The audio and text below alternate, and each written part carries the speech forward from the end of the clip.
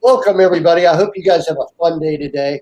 We're going to go over kind of a tough subject, but it's a very important subject. And I'm going to get definitely a lot of feedback from Coach Jen and Coach Molly on their personal experiences as they go through this. Um, Now, before we get started, why don't you guys write in there what branch you served in, when you served, and hopefully at the end here, we're going to actually have a point where we actually go over some questions and stuff like that. So this is actually going to be about mental health and dealing with the family and helping them understand what's going on here. I think that that's a very important thing because once you've got that, your family is going to work as a unit, and everybody's going to understand what everybody's going through. And it's really cool that a family can actually do that. And as we go further into this conversation, we're going to find out. So my name is Senior Veteran Coach Dr. John Trimble. I was a psychologist for about 20 years, but I was also part of the Airborne Rangers. And so I have what I call both sides of the couch views on different things. So, Coach Jen, why don't you tell us who you are and why we're here? So. Hey, thanks. While we're chatting, go ahead and drop into again the chat where you're from, what branch you're in. If you want to give your coach a shout out, feel free to do so. So I am veteran coach Jen McDonald. Just changed my last name, so that's why it slipped me. I've been with VA Claims Insider going on almost 2 years, and it's the most rewarding role that I have ever been in. I've always professionally worked in some manner with benefits and veterans, typically on the healthcare side. But this is a complete game changer. Absolutely one of the most rewarding situations I've ever been able to be involved in. I'm the daughter, wife, and mother of United States Marines. My dad was a Vietnam era Marine. My husband is a combat Gulf War vet. I have a son who served in Afghanistan and Iraq as an 0331. And I have another one in boot camp, Marine Corps boot camp right now that'll be graduating at the end of the month. So kind of the family business for the guys in our family. I, however, did not serve. My perspective is very different from a lot of the veterans that are in the room. I find, though, that my perspective sometimes is a little bit eye-opening for some of our veterans when we have our forward-facing groups. So coming in as, again, a family member and a supporter of my own veterans and veterans in my community with that perspective. Coach Molly. Yeah, so much like Jen, I am also a military wife, proud Navy veteran wife, and I'm also a coach. Actually, I just hit my year with VACI today, so it's been an amazing ride. I can't believe that I get to do this every single day and help a community that's near and dear to my heart and has always been. My grandpa was also a Navy veteran. And so we're Navy through and through over here, just like Jen, you're Marines through and through over there. But yeah, looking forward to discussing this because I have a social work background. So mental health has always been, again, near and dear to my heart. And I enjoy talking about it and educating people on it. Awesome. That is just awesome. And guys, these two coaches here, that they are top of the line coaches.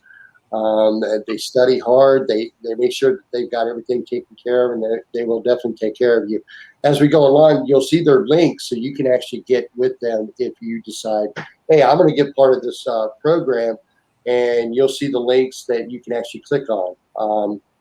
Now, as we get into this, I think the most important thing is about the symptoms. It's just like about the CMPs, about everything else. It's the symptoms that the veteran goes through and displays on a daily basis. That is the most important thing for, I would say, the family to not only understand, but to kind of really get into it and talk to their veteran about how do they feel about, this type of situation, or how does this affect them. And by doing that, it really brings the family together.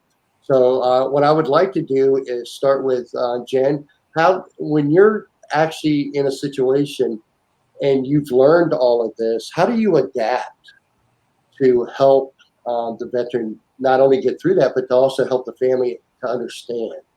So I'll actually go back a little bit. One thing that really helped me to be able to understand was going through these processes and understanding the symptoms and impairments and how they manifest, um, very similarly with almost all of our veterans. So being able to coach coach my veterans through their processes to their CMP exams, helping them make their identifications.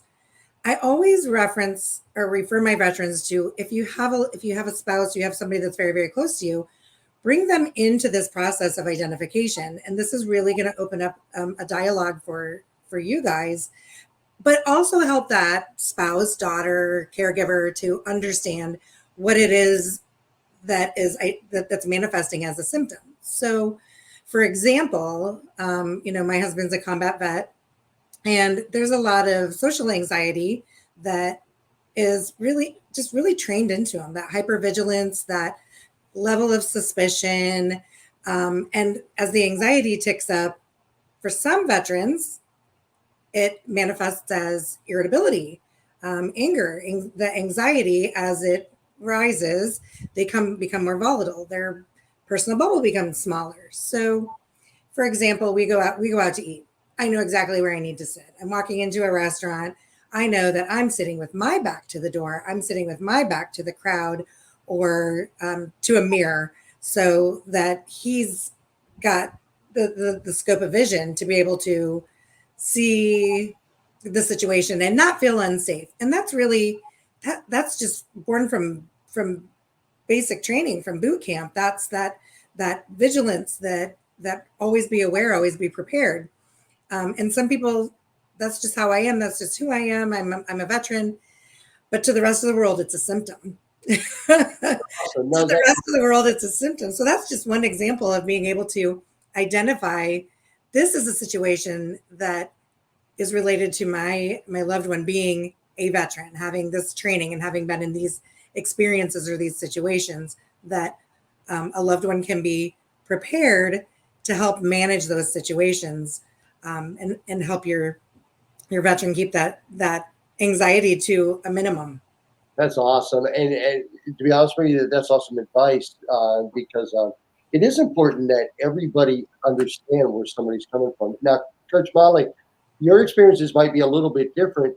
Is there anything that you do to adapt?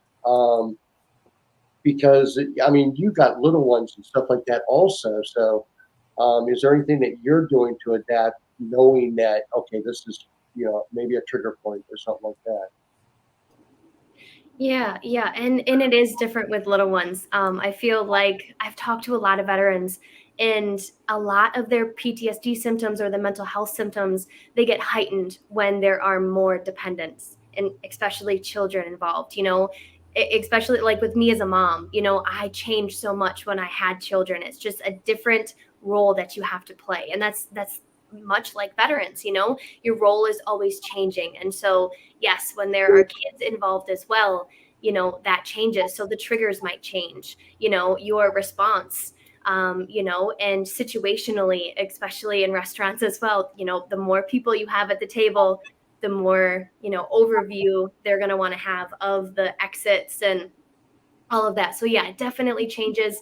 But again, just making yourself aware of that and aware of the veteran or your loved one's triggers, getting ahead of it can not only help you cope, but it can also help, your veteran cope and manage those situations better too.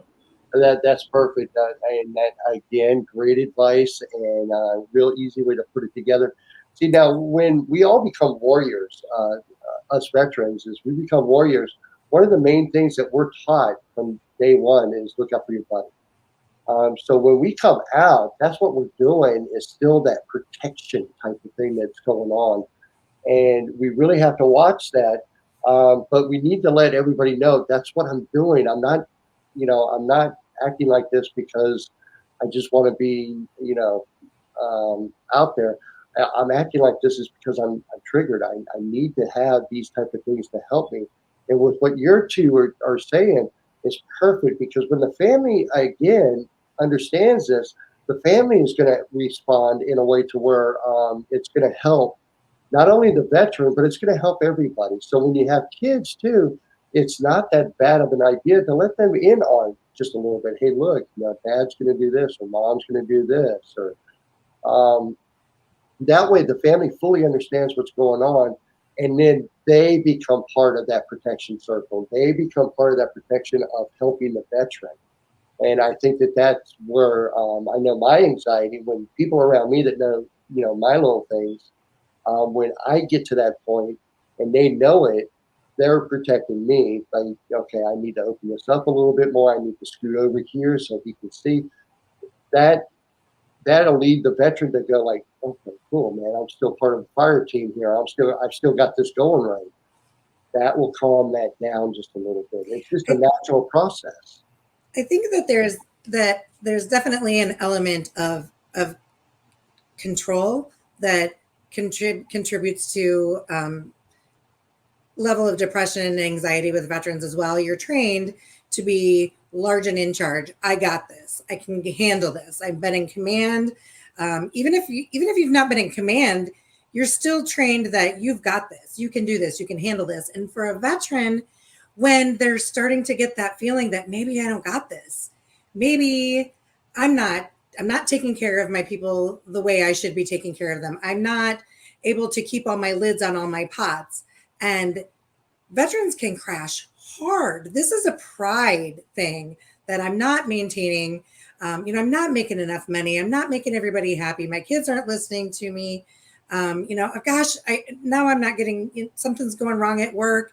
And when they feel like their lids are not on all their pots, and this is normal. I mean, this is normal for anyone. I think for veterans who are trained, that you have to maintain a level of control. This is your role. That when you're out of that military situation and you're just in regular life, which is a free for all, when you're not able to keep your lids on all of your pots, they crash hard.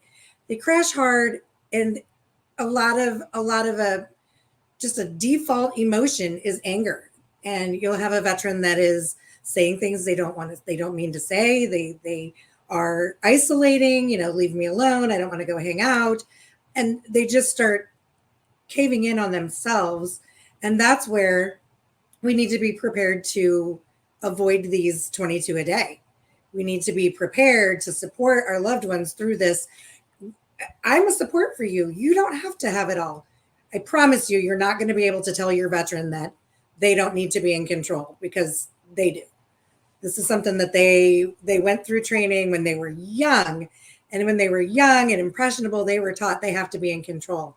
But this is things that we can watch for. We can watch for those signs of depression when they're not able to seem like they're really controlling the situation, to support them. Where can I help out? How can I get you help?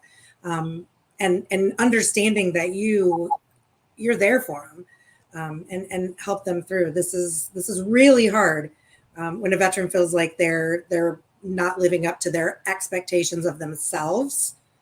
It's huge, and it could manifest in a lot of different ways. Right, and that's an excellent point. When you do have those explosions of anger, usually what follows after that is depression and guilt that you did this. Oh my God, I can't believe I did this in front of my family and this and by doing that, that's when we get into danger zones where other ideas start popping into the head. So that's exactly right, Jen. That's about the time where it's like, no, hold on a second. I'm your teammate. You're going to get through this. Now, just tell me what you need, and I'm going to get you help here. Is an excellent way to do it. But also let them know, hey, look, it's not that bad. We're doing fine. We're good. We're safe. We're doing it. Then that can bring them right back to the protection mode that they've been trained to do the whole time. And I know when you're dealing with that, and that lots of things can pop into your head. Okay, I've got to watch this over here. I got to watch this side over here. Oh, wait, who is that guy? That kind of stuff happens. But as long as you're working together as a team, that can take the edge off of each one of those. And as it takes the edge off of it, before you know it, everything's going nice and smooth, and it's really easy. You might have flare-ups, but then you can actually redirect and bring them back into line. Everything's going to be fine, and that is part of that protection thing that I talked about. So hopefully you guys understand that, and I think it's really important that loved ones actually are part of that, because when they understand that, it really does become a team effort, and they really do think, okay, I'm back where I need to be. This is this thing, even if they're in control or not in control, that can be redirected back to where they can feel like, hey, everything's working, everything's going nice and smooth. So, and Molly, with the younger ones, I would think that that becomes a little bit off, just a slightly little bit, because there's lots of things that you have to worry about with younger ones. So when you're helping with that, is there times where you feel like that you really need to not only know what's going on, but with your husband, is there times where you know, okay, no, I see something coming, I need to go ahead and redirect just a little bit here? Yeah, in multiple areas, but we were talking about control, and that's something that you have very little of when you are raising little ones. I have a 4-year-old and an 18-month-old, so it's sometimes absolute chaos. The best type of chaos, because I wouldn't want it any other way. But yes, you have to find those little things that you can control, but also understanding that they are also learning so much, and they're observing, and so sometimes they pick up on things that we're not even teaching them. So really being, making sure that we understand what we're doing, our body language, how we're reacting to situations can ultimately help them understand and know how to behave in restaurants, in situations, that yes, maybe the loved one is going to be a little bit more protective in these types of situations. My daughter knows, just like crossing the street, she knows that she needs to be holding someone's hand, she needs to be looking both ways. It's just we try and make it second nature in any situation, but really that observing and controlling what you can control, those, even if it's very, very minor things, can help in pretty much all fronts, mental health and otherwise. Oh, I totally agree. Matter of fact, repetition is very important, because you're actually teaching a positive skill by doing that. So repetition, even if it's redirection or whatever, if you do it over and over and over, it actually does help you get through a lot of negativity. And Jen, I actually have another question for you, because I know since your father was a Marine, your husband's a Marine, and you got two sons who are Marines, there's got to be just a little bit different thing that you're doing there, because you're the mom of a Marine. That's got to be, and you know what? I think back when I first joined, my mom was always worried about everything. She'd see the news, and the next thing I know, she's wanting to talk. So when uh, she, would say, "Hey, Johnny, you doing okay?" I just got that little. It's almost like I was back in high school. You making sure that you got your homework done. You making sure that you got this done. So when you're a mom of a Marine, that's got to be just a little bit different, right? So when I mean, I don't even know how to answer that. I'm sorry to throw that at you, but it's one of those things where it just seems to me that it would be just a little bit different, because that whole protection thing comes in, and you're going to be a little bit more protective there, because it's sort of like, your husband is like going, okay, well, yeah, I'm protecting him, but I know what he's capable of. Your son, on the other hand, is getting into a lifestyle that is just a little bit different than, say, playing football at the local high school. So Yes. So I do see a lot of symptomology that manifests with my son. My son is he was a machine gunner in Sangan. He had different experiences than my husband had, different experiences than my dad had, and my son in boot camp will have different experiences. And my son, yeah, lots of symptomology that manifests. I see a lot of it, and as his mom, I I guess I expect everybody to just understand, these were his experiences and this is why he's like this. Give him some grace. For my husband, it's like, okay, enough making excuses. We're going to work with this and we're going to fix it. With my son, it's like, nah, no, he's just a Marine and that's why he's like that. But I always made excuses like that for my dad. People are like, what's wrong with this guy? He's a Marine. I mean, that's how you explain it. You explain it. And we talked about it the other morning. There's a mentality. Call it arrogance, call it bravado, call it confidence, call it what you want. There's something that goes along with certain military roles. And for Marines, they're taught they're the best. They're the elite. It's my way or the highway. And being raised by that, marrying that, and then my son really had it all growing up, but it took boot camp to kind of take it and restack it and put it where. So he's always had those symptoms. He's a Marine, but Gotcha. I do with him as a mom. I'm just kind of like, this is what he went through. You can't understand. Give him a little bit of grace. And it's really not fair because he needs to make those identifications. He needs to understand that those behaviors are manifestations. He needs to understand that, there's a way to control this and not necessarily say those things and have that, have that manifestation. There's a way to control it. And, his kids, he's got 3 kids and he's a great dad. He is a great dad. But when things don't go right, he's one of those guys that just climbs right up inside of himself and don't talk to me. Things aren't right. And social anxiety, he's got his tools that help him through his social anxiety, but those don't always get him in the best situation either. So those are all symptoms. Those are all, once you go through this process, and like I said, I always recommend to my veterans, bring your wife into this situation. Watch this specific video. Watch this with your wife, have a conversation. It'll help her to understand, but it'll also help you to go, oh, really? I do that? That's me. Yeah. So then you have all those identifications made going into your psych eval or your CMP, and you can take it further when you're to the point where you're ready to pursue treatment, ready to look for some guidance and some assistance on putting those lids back on those pots. Then you have those identifications. You've already had that conversation. And that you've got somebody that's willing to go through that with you. Right. And I love the analogy with lids on the pot because that's kind of the way I look at it. If a veteran is actually going through things, that means that, like you got too much heat there and all of a sudden that lid starts doing this.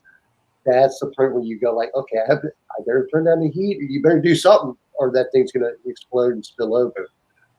So that's a perfect analogy there.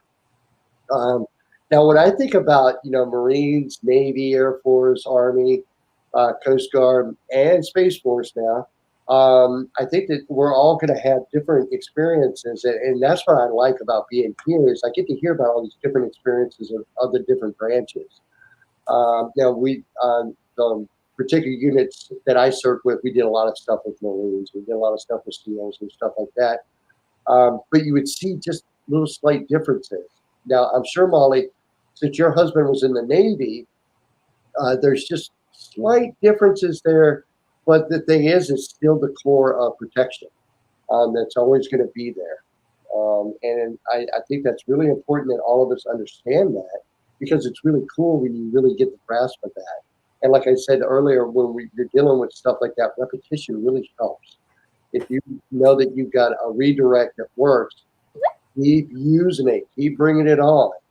And that will be one of those things where it's going to be like a positive habit. It's just going to all of a sudden pop up. And just like when you were talking about with your kids, she holds your hand when you cross the street. She does this. She's always making sure that she's following in step with you.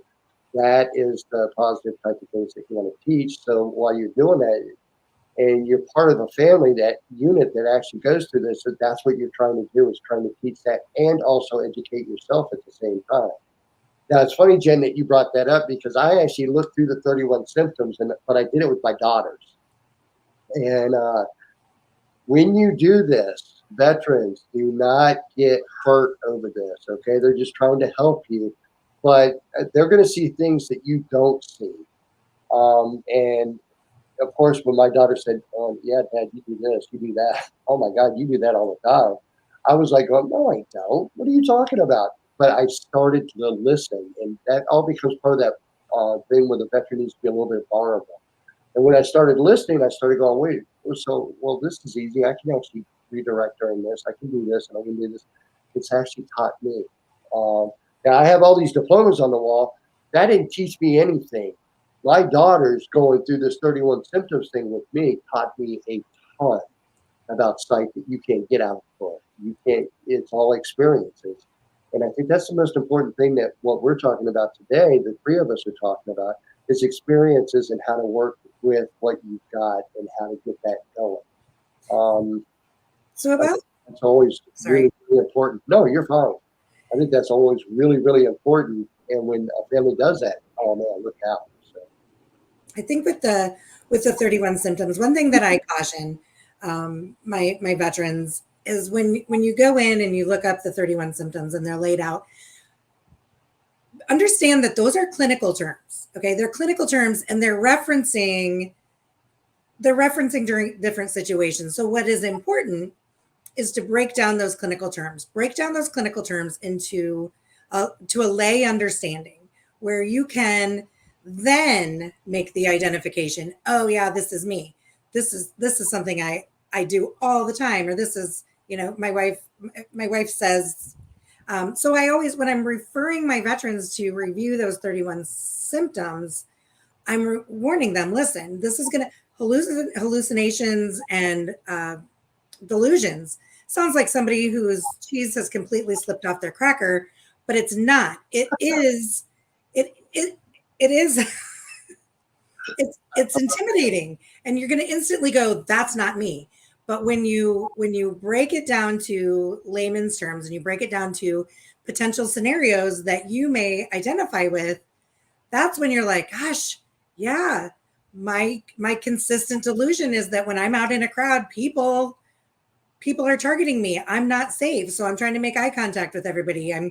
Somebody bumps into my shoulder in a crowd and there it's over. That's a delusion related to your safety that increases your anxiety.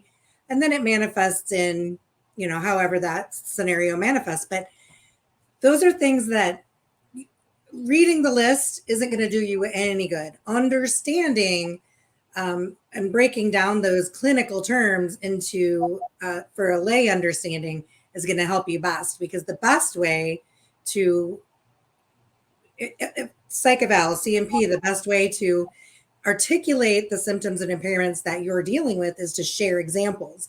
And unless you understand those clinical terms as they relate to you, you're not going to be able to do that. So there's a little bit of work involved. Studying, conversations. And this is another reason why we encourage, do your CMP on your own. Obviously, shut the door, be vulnerable away from your wife or your kids or whoever is your support system, but prep with them, bring them into the situation and let them help you make those identifications. It's very important so that you can have an accurate evaluation and be able to really, really articulate those symptoms as they manifest in the certain situations that they do socially and at work or in a work-like setting. So understand the big picture of how to prep. I love this. As we're talking, we're actually not only doing CNP prep, but we're doing something that's a little bit different, more in depth, because you just hit on so many different things. It's hard to pick out, okay, no, pay attention. You need to pay attention to all of this because she just hit everything that psych would need. I know when I came through the program, I had to drop that whole doctor thing. And by doing that, I became back to the airborne ranger, and that's how it affects me. So when I started looking at it like that, it did change the mindset and did say, okay, I need to look at this a little bit more. And then also with my daughters telling me, hey, look, you do this, Dad, all the time. And it brought back, memories of things that I did with them in a, like, for instance, I was driving home one day, I missed the turn. As soon as I missed the turn, I knew I missed the turn. And they're like, Dad, you missed the turn. And I was like, going, yeah, I know, but just in case somebody's following us, I'm going to go down this road and we're going to go a different way home. I just brought in a whole nother set of symptoms right there by just saying that one statement. So things like that happen. The best thing to do probably at that time is not point that out, but also talk to them a little bit later about that. That way you can understand that. Now, Molly, I'm just guessing that have you actually sat down with your husband and said, hey, look, I know this is going on. I know this is going on. What can I do to help? Yeah, absolutely. We're huge on communication. There's no such thing as too much communication. There's a right time and a right place for certain situations and conversations, like you just mentioned. In the heat of the moment, you definitely have to be aware of the conversation and the subject. But yeah, absolutely. And that's what I encourage with my veterans as well. Find a loved one, find someone that knows you really, really well, or you feel comfortable talking about this these situations or these symptoms or mental health in general. It's not an easy thing to do, and a lot of veterans, that will prevent veterans from making that leap, kind of being uncomfortably vulnerable. But I always encourage them to do that prior to that CMP exam, because not only will you maybe dig into symptoms that you have been kind of pushing down, but I feel like, just personally, I think it's much better to open up with a loved one and someone that you really trust, prior to doing it with a stranger. Now, some veterans are like, no, I'd so much rather do it with a stranger, just for comfort level. But, I always, always, always encourage them to talk the 31 mental health symptoms over with that loved one. And like Jen said, going beyond the symptom, the best way to explain a symptom is through an example. So not only, yes, I have anxiety, check in the box. Okay, how does that anxiety look? What is the impact of that anxiety? Going further and further into that symptom is really going to make the difference and ensure that you get the rating and compensation that you deserve, because you do deserve it. You served, you deserve, and that's why VACI is here. That's why we're here, that we're coaches. We want to ensure that veterans are getting the compensation and the rating that you guys deserve. That is an Awesome. awesome pivot. Awesome pivot. So we've talked about our husbands, we've talked about our family members, we've talked about the symptoms and impairments, and so now we're kind of at, what do we do? How do we're throwing all these things out that our veterans that we're currently working with understand what we're saying, and there are a lot of veterans that I think that are tuning in that may not yet be veterans. We're seeing a lot of questions, or be clients. I'm sorry, seeing a lot of questions in the chat. How do I? So Right. what we do, I like to say, the word coach is exactly correct. We are like personal trainers for VA claims. You come to us with the situation you're in now, whether you've not started, never filed a claim, don't know where to start, not sure what I should file for, not sure what documentation I need, or you've had denials, you've been successful, but you're kind of stuck. Where do I go from here? What do I need? So you come to us, whatever situation that you're in, and this is what we help with. We provide guidance, recommendations, education. We have resources to help you with developing additional supporting evidence. One key I will tell you that you'll hear consistently through all the coaches is medical evidence. Our very first step is going to be developing supporting medical evidence in support of any claim. We have forums, we have coaches, we have our assistants, we have teams, and we all work together. So you can work one-on-one, you can work part of a group. We've got resources to help you be successful, whether it takes us a long time to develop or you've got everything already in the chamber ready to go.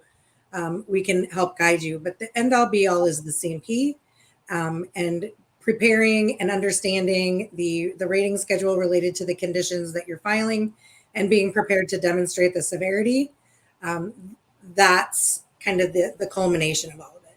Oh yeah, I totally agree. And again, this goes back to our main thing is about protection. And by protecting the veteran, we know that we're doing the right thing. Veterans actually deserve this. It's not like this is something that should be just, you know, they deserve it. They've earned it. Um, Now, make sure that if you're not part of BACI right now and you're wanting to join, you're seeing all these different things that come up at the bottom of the screen here to where you can actually click on and learn more about what we do. And as we're doing this, what we do here is we help build that community. Now, this is something that's really important to veterans is the community of being a veteran, the community of being able to talk to somebody or help with your claims by joining the group. Because by doing that, you're part of the community already, but you're really getting part of the family at that point. And you're going to be welcomed here. We're going to help you get to where you need to be, but more importantly, we're going to help you get the recognition that you deserve, and also where you need to be with your claims. So make sure that when you're seeing these little things that go across the bottom of the screen, that you're writing these down and you actually click on them and go ahead and join the group. Um, there's a lot of things that we do that actually really help out with the classes that we do, the discussions that we have right now. I couldn't be more proud to have these two here with me because these two actually not only have done all the scholarly things about how this works, they've lived it, and they continue to live it. And it's one of those things where, yeah, we really need to pay attention to what they're saying. That's because if you do, then that's going to actually help you with being able to make your home life a lot better, making your social life a lot better. And no, I'm not saying that you need to go out and go party with anybody that's, inviting you or anything like that. But at least if you have a teammate or you have a fire team like your family, and they're helping you get through these situations, it's going to make it a little bit better. And by doing that, you're also interacting with the family in a way to where they're going to remember that kind of stuff.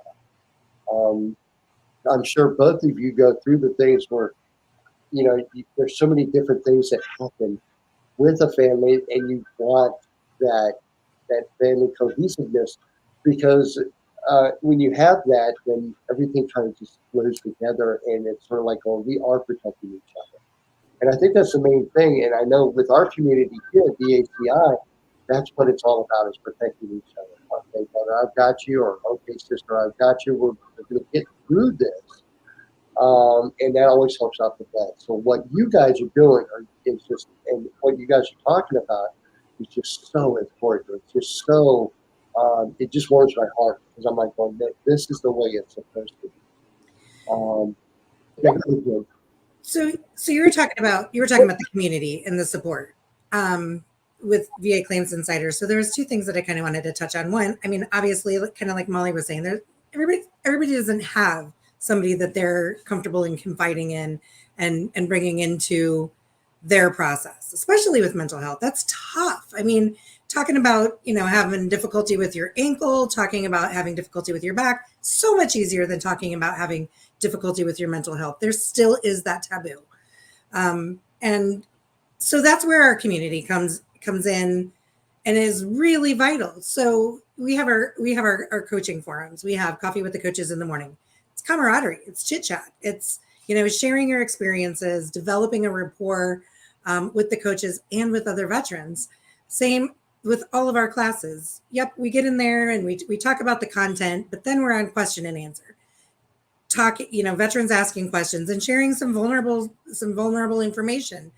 And for some people, that's the support. That's how they are finding the comfort in being able to go through these processes. So, that's one benefit of being a VA Claims Insider veteran client. That's one benefit is the coaching forums and the community. I mean, we really have developed a family mentality, a family feel in those rooms And we still have new people joining, pop in once or twice, or be there for every class. It's a huge benefit to being part of the program. Having your coach one-on-one, developing that rapport. Maybe that's your one person. I have several veterans who have confided so much in me as they go through this process, built that rapport, built that level of trust, and I'm the person that's helping them through as they're making these identifications. So just understand that it's so much more than just the claims process. Okay, we're guidance, we're support, we're community. There's so much more than just developing your claim and prepping for your CMP. There is so much more available to you, available to you and your team, your support system, if you do have someone who's going through all of this with you. Yeah, no, excellent, good points. And guys, that's what I'm talking about. See, this is the type of brand of coach that you're going to get if you join BACI.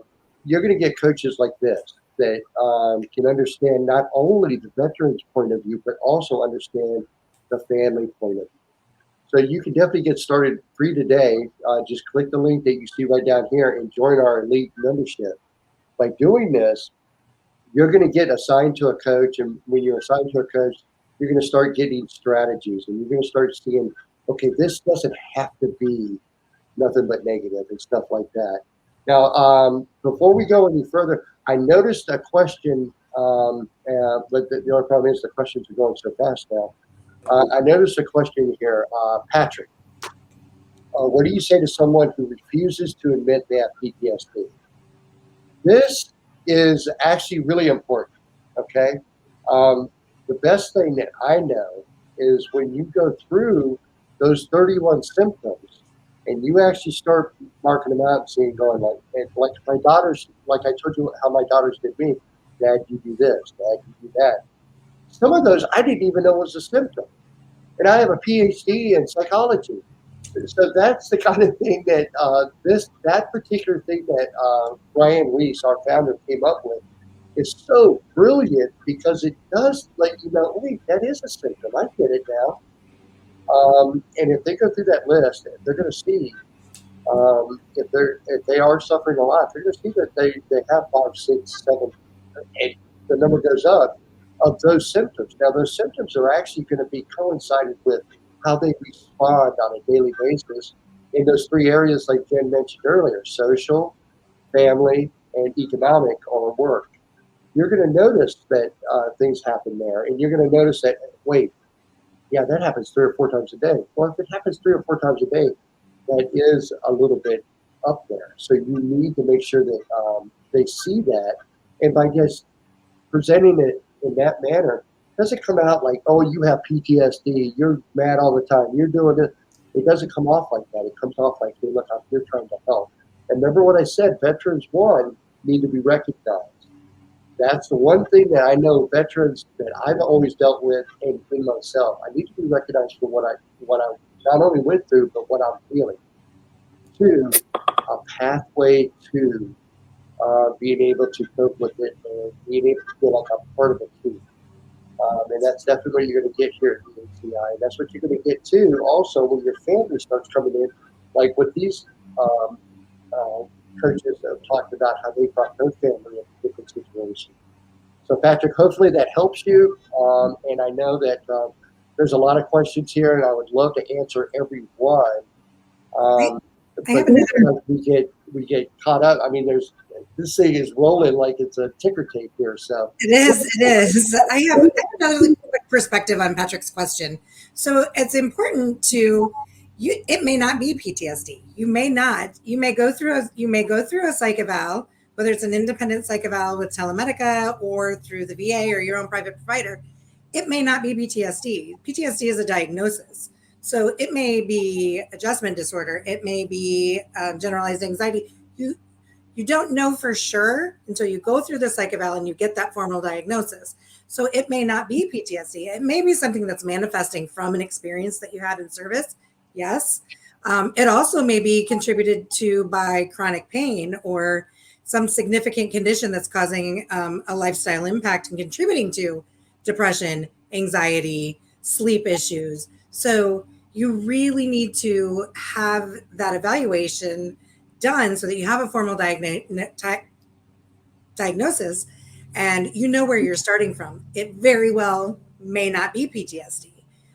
Again, it may be something that is another similar diagnosis, but that's what those 31 symptoms are meant for. That's pulled out of a diagnostic tool that the psychological community uses to form a diagnosis. So these 31 symptoms put together with a level of impairment actually helps with determining that diagnosis. So don't self-diagnose. You actually have to have a psych eval and a formal diagnosis. And that's how we know where we go from here. Do we go as a direct connection because it is related to experiences, or are we going the chronic pain route? You know, I'm not sleeping, I'm not social, I'm irritable, I I'm experiencing all of this that's contributing to my depression or anxiety. So that's a lot of stuff that you need to talk out with your coach. And again, formal diagnosis, medical evidence, that's where you start. And I'm doing this because I do that when I talk about the pieces of the collision triangle. I won't be there, but that was just another perspective on Patrick's question. I saw a question up about somebody had asked a question about 100% scheduler versus 100% TDIU, and I saw a lot of conversation going back and forth. So I wanted to jump on that, even though it's kind of off topic. I just saw a lot of conversation going back and forth in the chat. While you find that, Jen, I did want to add one more thing because I actually looked at that question even further, and the word admit kind of stuck out to me. Yeah. And, you know, PTSD definitely has a stigma. We all know it has a stigma. And a lot of veterans, I'll hear, I don't want that label. I don't want that PTSD to haunt me in other areas of my life, like occupation. And I like to challenge my veterans and say, you know what? Wear it like a badge of honor. Yes, I have PTSD. This is what I'm doing to cope with it. This is how I function with it. Because it's hard work. It is hard work living with PTSD, living with mental health. So wear it as a badge of honor. And, you know, make sure you understand your symptoms, you understand your triggers, because if you have a productive conversation with, let's say, your employer about your triggers, maybe they can also be on your support team. They can also support you. Ensure that you can do your job even though you have PTSD, even though you have these triggers. So it's not one size fits all, and it doesn't have to be that negative stigma attached. You know, each PTSD situation is so different. So really leaning into that and seeing it as, yes, I went through this, I served my country, and PTSD is my diagnosis this many years later, but I'm dealing with it. And really putting that positive spin on it can be easier to admit or kind of process that diagnosis if you do get that diagnosis. And it can be very private. It can be very private. A lot of people are afraid that I'm going to get this diagnosis and this rating, and then my job is going to find out. That's not going to happen. Your information is just as protected through the VA, the BVA, the Benefits Administration, as it is through healthcare. HIPAA still applies.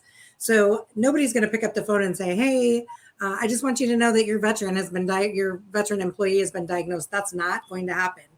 And in addition to that, your Second Amendment right is not affected either. You can be 100% service connected for a mental health condition, and you can still own guns. You can still carry a gun. This has nothing to do with any limitations on you. Okay, this is just an identification of something that you struggle with. 100%, 70% doesn't mean that you're not competent. Doesn't mean that you can't work. Doesn't mean that you can't play. Doesn't mean that you can't friend. It just means that you struggle significantly with keeping these symptoms and impairments in check. So please understand that's a lot of myth. Your job isn't going to find out. I know that certain situations, the FAA has requirements on diagnoses and sharing that. So there are some one-offs when it comes to diagnoses and having to share. But I think that's for another time. Really, for now, just understand that nobody's going to call your job and nobody's going to take your guns away because of a diagnosis or a VA rating. Right. And it's great that you brought up the myths, and it's great that, by the way, guys, as we do this, there's somebody behind the scenes here, Kelsey, and she is excellent at On it. popping up all these different little things at the bottom of the screen and telling us, hey, look, make sure you catch this question. She's working just as hard as we are. So here at VACI, we actually have a team that they're not coaches, but they really support us coaches and really give us the tools that we need to have to get through this. So, Kelsey, I appreciate you. You're doing a great job. Philip, Yeah, let's jump on that one. P&T stop at the age of 67. No, it does not. Once you've got P&T, it's there. That's why they call it permanent and total. So, and usually, now this is something that the VA has been really doing is that if you're the age of 55 and or older, what happens is they know those conditions aren't going to change. So that's when P&T really comes into play. And to be honest with you, I'm 100% P&T, and it's because I can't believe I'm going to tell my age here. And he's way older than 67. Because I'm older than 55. I mean that. It just got in it. Yeah, I know what you meant. We'll talk about that later. But that's another thing too, guys, is as we're going through this, if you remember when you were in the military, it doesn't matter what branch, because I've seen it from all branches. You've got to keep that sense of humor. You've got to keep a kind of humor that actually keeps you driving forward, because it's really easy to get caught up in the whole mechanical parts of doing claims. But the fun part is the other side of that, when you're keeping up with it and you're developing those relationships with not only your coach, but other veterans that are on our sites that you can actually interact with. And that's what I mean by building a community. But that sense of humor is actually one of the best things to have, because you just keep going. So not everything has to be so heavy on you. You've got a place here. And like I said, you've got not only a family here, but your home here. We know what goes on here. And that's the way we've all been trained. And that's the way we've all looked at it as veterans and the spouses or the family members of veterans. That's how everything works here. And that's how it clicks. So thank you, Philip. I appreciate that. We really do, and that's the fun part about this too. The coaches get just involved in your process as you do. I was saying that earlier this morning. During our class, I got a call, and a veteran he won another 10%. But the thing is that it put him at 90, but it put him at 90 to where it's like 92, and I'm like, oh, here we go, because that means that you're right at the end of it. And we get just as excited, just like, oh, that's awesome. Let's keep going. Let's keep going. We do the same thing. We get caught up in it just like you do. And that's the cool part. Like I said, we're a family, and we really do care, and we really do get involved with what's going on. Because I know once this gentleman hits 100, that means something different. That's a lifestyle change for his family. Peace of mind. There's all kinds of extra benefits that get thrown in there. And he's got small ones, so all of a sudden college is really kind of being taken care of.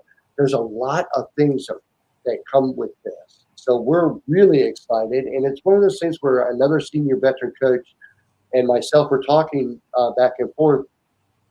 By us doing what we're doing, we're affecting different generations. Thanks.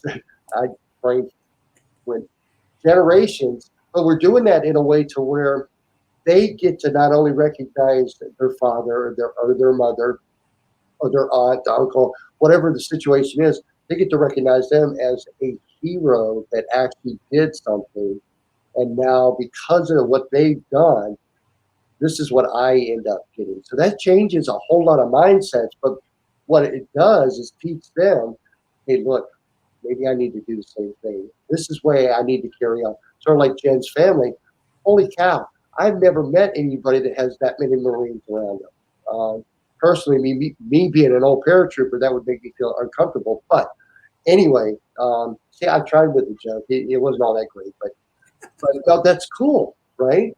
And also, Molly gets to have the experiences because I don't know if you've ever been on a big ship or done any time out in the ocean or anything like that. I'm guessing you probably have since you live in, out west. But the thing is we get to live all that kind of stuff, and we get to share all those kind of things.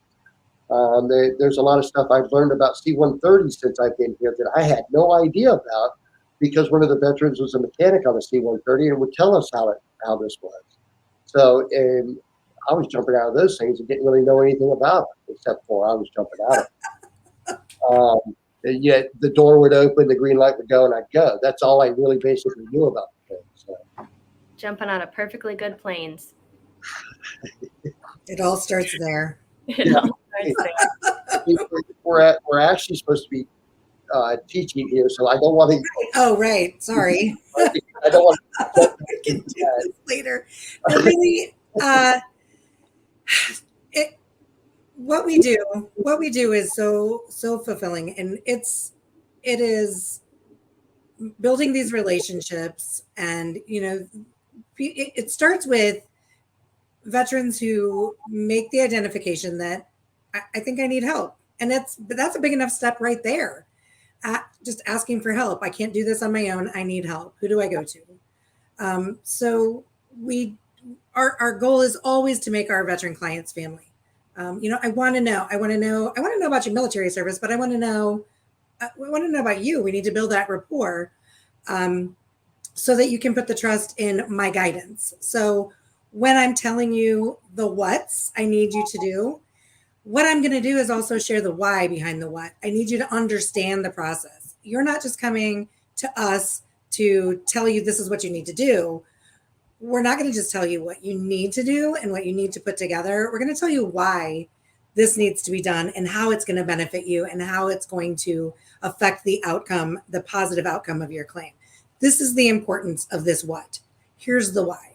So for my veterans, when I'm sending out my action items, we've already talked about the action items and the why behind why I need you to take this step, why I need you to get this documentation, why I need you to go see the doctor, why I need you to do. So the whys behind the what's very important. We're not just guiding you through, holding your hand and having you check boxes.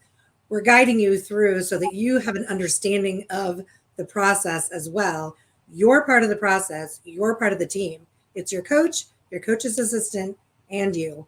And then it gets bigger than that because you're jumping into the classes.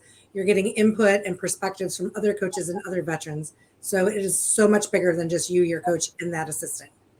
Yeah, I'm going to take this full circle here. We started talking about control at the very beginning. There is more control. You can control this process a lot more than you think you can. I know a lot of veterans, they get so frustrated because they just think they put in these claims, it's out of their hands, and the VA does what they do, and then you get underrated, you're frustrated, you're stuck. There's so much more that you can control. You can control the resources that you take in, the education behind everything. There's a method behind our madness here at VACI. If this process was easy, VACI wouldn't be here. You are not alone feeling frustrated and stuck in this process. And it's free. It's free to join.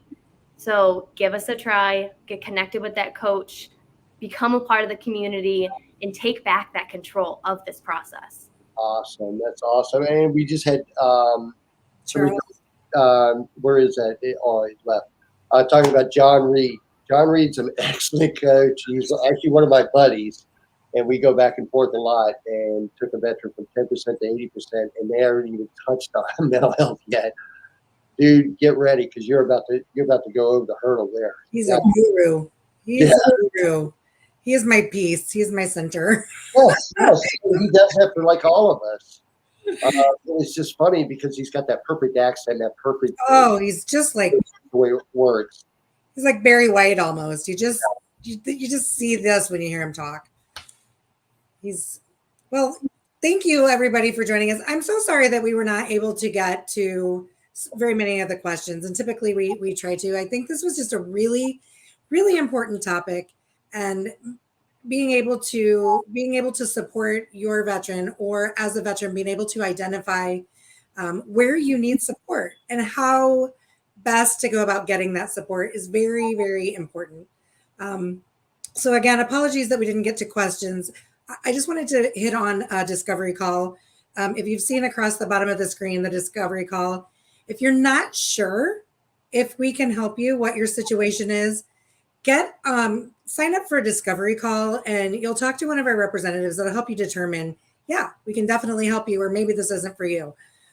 So that is a really good way to, before just jumping straight in with a coach, just to kind of feel it out and see if this is the right situation for you. We're completely virtual. We're not going to drag you out of your house and make you come to our offices. I mean, you can come. I've got dog hair on my chair, but you're welcome.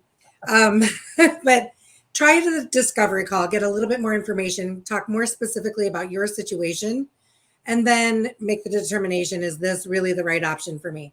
And that should help with any trepidation that you might have about joining.